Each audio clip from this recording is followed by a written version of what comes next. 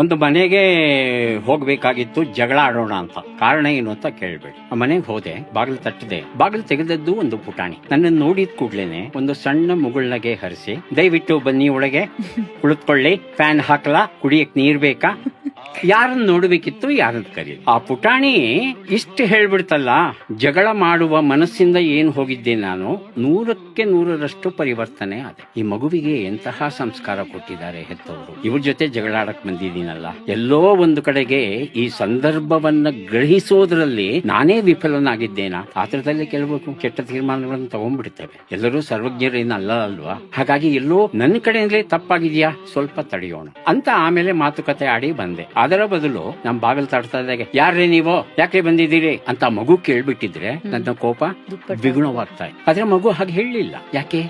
ಅದು ಸಂಸ್ಕಾರ. ಅಪ್ಪ ಅಮ್ಮಂದ್ರು ಏನ್ ಕಲಿಸ್ಕೊಡದೆ ಇದ್ರು ನಮ್ಮ ಸಂಸ್ಕೃತಿ ಮತ್ತು ಸಂಸ್ಕಾರದ ಪ್ರಾಥಮಿಕ ಪರಿಚಯ ಮಾಡಿಕೊಡ್ಬೇಕು.